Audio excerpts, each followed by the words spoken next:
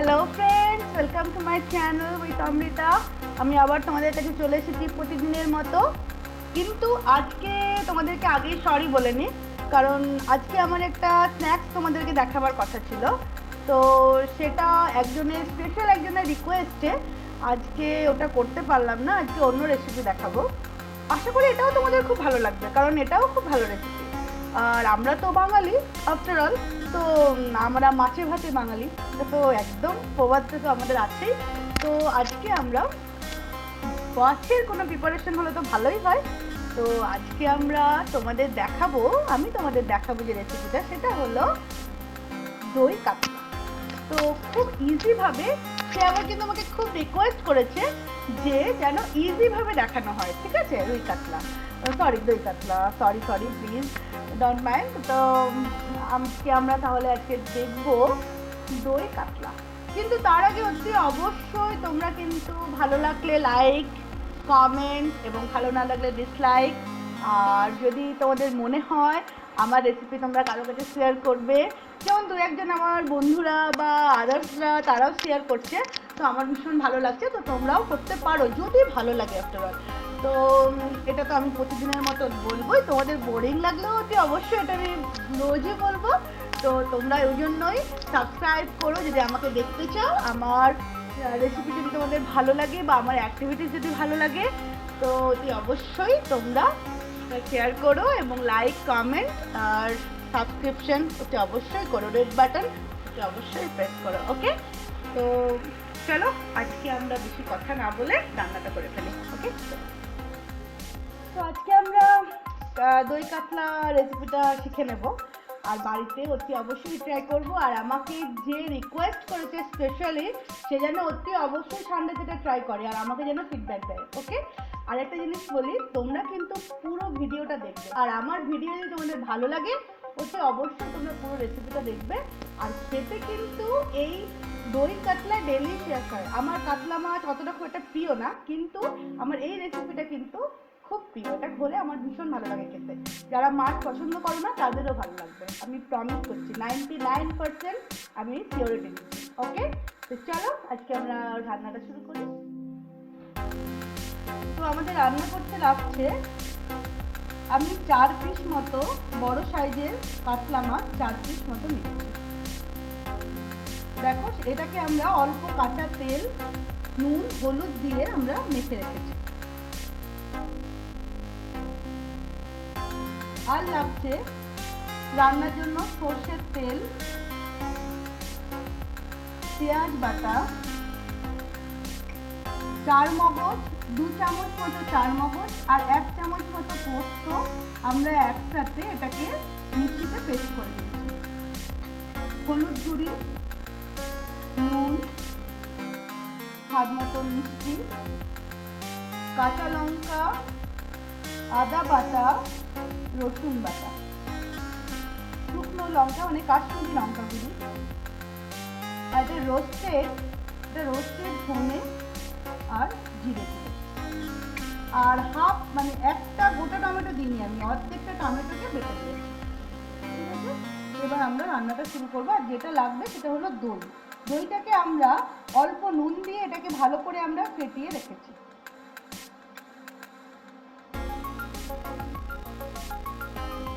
তো আমরা gas on করে বড় চামচের 2 চামচ মতো তেল দিয়ে দিয়েছি। তেলটা ভালো করে গরম হবে, তারপর মাছটা দেবো, নাহলে মাছটা লেগে যাবে। তো আমরা হাই ফ্লেমে তেলটা দিয়ে তেলটাকে একটু গরম করে নেব। তেলটা যাতে না ছিটে আসে তার জন্য অল্প নুন দিয়ে দিলাম। মিডিয়াম ফ্লেম করে মাছগুলো ছেড়ে দেবো। আর মাছগুলোই কিন্তু আমরা এটা ভাজবো, কারণ জোর আছে ভাজলেই পুড়ে যাবে আর একদম ভেতরটাও কাঁচা থাকবে। তো আমরা একদম কম আঁচে মাছটা ভাজবো। আমাদের একটা পিঠ ব্রাউন করে ভাজা হয়ে গেছে, এবার আমরা উল্টো পিঠটা দিয়ে দেবো। দেখো, উল্টো পিঠটা এদিকটাও আমাদের ওই একই রকম, এই ওপর দিকটার মতনই ওই দিকটাও ব্রাউন করে ভাজা হবে। মাছগুলো আমাদের মোটামুটি ভাজা হয়ে গেছে। এবার আমরা এগুলোকে প্লেটে তুলে রাখবো। মাছগুলো ভেজে আমরা তুলে রাখলাম। দেখো একদম লালচে করে ভেজেছি। 1 চামচ মতো তেল দিয়ে 1 চামচ, এই 2 চামচ মতনই আমরা পেঁয়াজ বাটা দিয়ে দিলাম। মানে একটা ছোট পেঁয়াজকে তোমরা কেটে ওটাকে মিক্সিতে পেস্ট করে নেবে।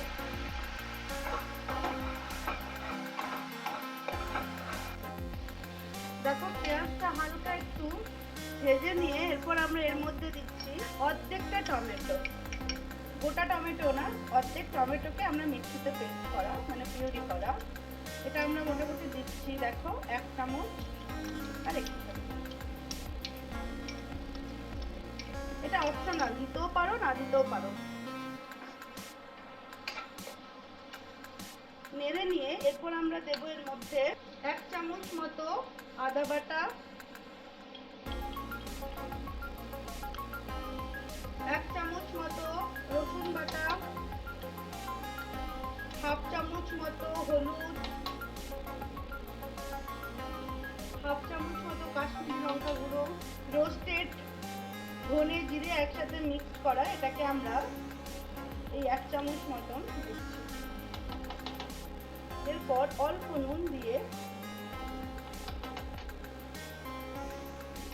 এটাকে আমরা ভালো করে কষাবো।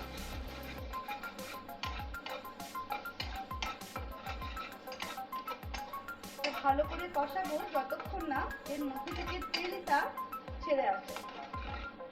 জানি না, হয়তো বিভিন্ন জনের বিভিন্ন মত, কিন্তু আমার মনে হয় একটু রসুন আর একটু গরম মশলা দিলেই কাতলা মাছের মাছটানি গন্ধটা কেটে যায়। আর মাছটা যদি তোমরা গরম জল দিয়ে আর নুন দিয়ে ধুয়ে রাখো তাহলেও অনেকটা মাছের যে গন্ধটা সেটা চলে যাবে। দেখো অনেকটা লালচে মতো হয়ে গেছে মশলাটা ভাজা, আর তেলটাও একটু ছাড়া ছাড়া হয়ে গেছে। এরপর আমরা দেব পোস্ত আর চার মগজ, এই দুটো আমরা বেটে রেখেছিলাম। তো এই বাটাটা দেব আমরা 2 চামচ মতো, 2 চামচ মতনই দিলাম। আমার চামচটা একটু ছোট বলে আমাকে একটু বেশি দিতে হলো। এরপর আমরা এর মধ্যে জাস্ট অল্প একটু জল, মশলাটা যাতে পুড়ে না যায়, জল আর কাঁচা লঙ্কা একটু দিয়ে দিই। এরপর আমাদের সব মশলা দেওয়া হয়ে গেছে। এরপর আমরা এই মশলাটাকে ভালো করে কষতে দেব।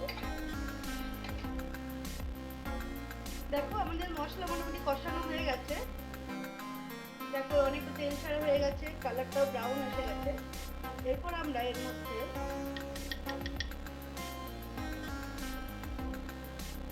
আমরা 1 চামচ, বড় চামচে 2 চামচ মতো আমরা দই দিলাম। এরপর আমরা 1/2 বাটি মতন জল দিয়ে এটাকে একটু নেড়ে নেব। দেখো আমরা দইটা দিয়ে বড় চামচের 2 চামচ মতো দই দিয়ে আমরা এটাকে একটু নাড়বো, নাড়তে থাকবো। দেখো তেল ছাড়া ছাড়া মতন হয়েই আছে। এরপর আমরা এর মধ্যে মাছের পিসগুলো দিয়ে দেবো।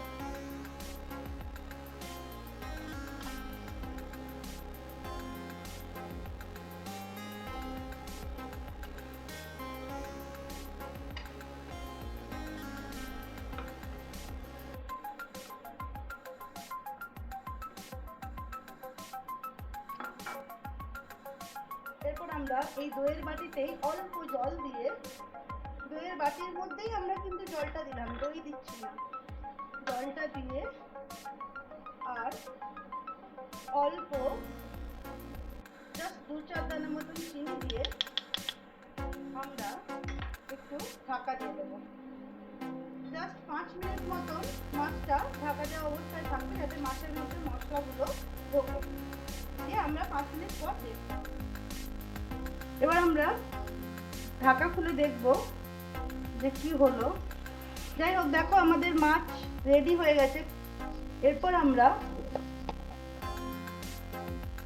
অল্প একটু জাস্ট 1 চিমটি মতন একটু গরম মশলা আমরা দিয়ে দিলাম। যে যেমন গরম মশলা পছন্দ করো, আমার যেমন আগেই তোমাদের বলেছি আমার বাড়িতে কেউ গরম মশলা পছন্দ করে না, তার জন্য আমি একদম অল্প দিলাম। তো এরপর আমরা ঢাকা দিয়ে গ্যাসটা অফ করে দেব।